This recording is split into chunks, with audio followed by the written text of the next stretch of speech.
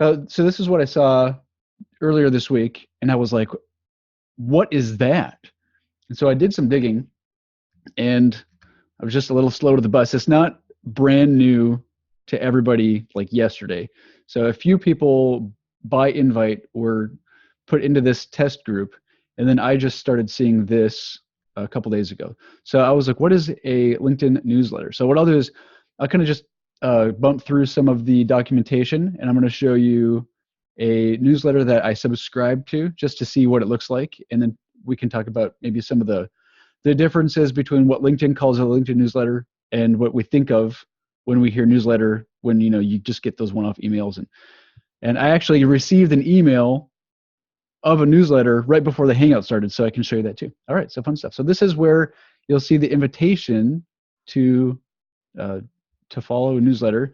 So newsletters on LinkedIn, I mean, I don't want to go through all this stuff. You can just Google it, newsletter on LinkedIn FAQ, and read through this on your own time.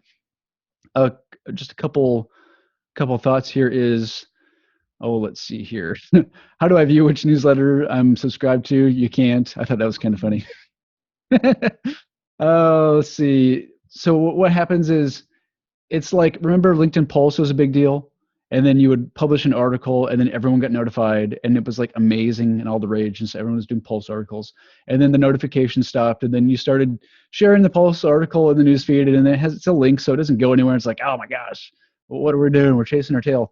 And so it seems like LinkedIn values content on their platform, and what they're doing then is Pulse kind of got renamed to articles, LinkedIn articles, and now uh, so there's a few people. It's by invite only, so you cannot apply. It's by invitation only. Can create a newsletter, and it's like a category almost. Like you can create an article, and just it can be an article, or you can create an article and say it's part of my newsletter. So you can create a newsletter, write an article, and then that article is in that newsletter. Does that make sense? Okay, cool. So I don't, excuse me, I don't have the access to create a newsletter. So I'm kind of just relying on the documentation. So newsletters work with articles. It's by invite only. And let's see here. So this is what an article that's part of a newsletter is going to look like. So I'm actually going to unsubscribe. So they've got like their banner there. That's the name of the newsletter, not the person. And you know what? Just really quick, let's go to Carolyn's. Oh, there's a Carolyn in the chat. It's not the same Carolyn, is it? Because that would just make me cry, because that'd be hilarious. So if we go to Carolyn, we can't see, like, there's articles here, but there's no big, hey, I have a newsletter, which I thought was interesting. And then you can go here. So if you do click her article, like you see articles, you can see these are, it looks like a normal article. It doesn't say, at least right now, that these are all newsletter. So if you click one of the articles, you'll see though that this is a newsletter. There's the logo for the newsletter. There's the title. There's the description. It's weekly. Here's how many people have subscribed to it. Ooh, that looks clickable. Let's see what happens. Oh, shut up. I haven't done that yet. That's a nice list. It is interesting. So you can maybe get an idea for who. Jeez, are you serious? I'm freaking out live. Wow, that is fascinating. So, that's interesting. That is really interesting. Subscribers you can mine. Yeah, I wonder how far you can scroll down. Wow, that is very interesting. I hadn't seen that yet. So you can, so there's this is about the newsletter. If you scroll down to the bottom, so you see here there's a video. I'm mentioning that because I'm going to show you the email in a second. There's a video published by, and then you can see, let's see, I think at the very bottom here, there's another sort of line with the newsletter branding. So if I push, I'm going to move this thing over here. You might not see that. Subscribe, and there's a little notification down here. You will be notified when there is a new article in this newsletter. And so let's go to notifications. So there's two notifications I'm seeing. Let's see here. So new from Caroline in Working Together 2020. Flexible work will no longer be a woman's issue. So I click that, and then I'm taken to, there it is. And before the Hangout just started, I was thinking, based off of the notification, that this is it.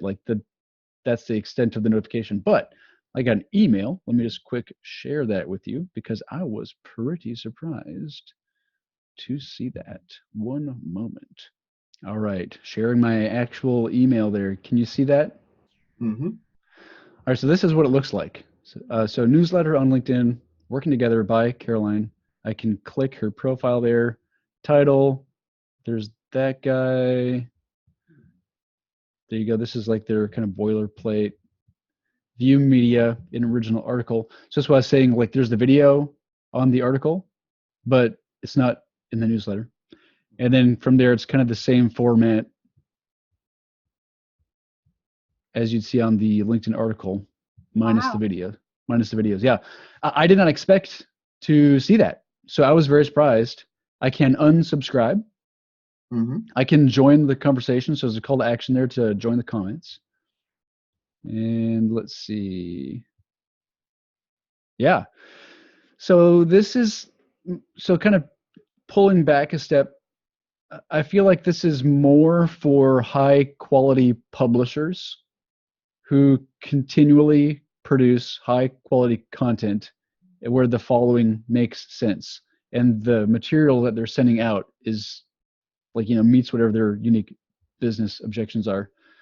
But yeah, it goes out, create an article, associate it with your newsletter, goes out to subscribers by email, and then they get a notification. I think it's also worth saying what Tracy said in a comment earlier in the week, that the scary thing here is that you're totally renting your audience from LinkedIn and relying on LinkedIn. So the moment that LinkedIn says, we're going to sunset this feature, this gal's whatever many subscribers to this material, it could be over.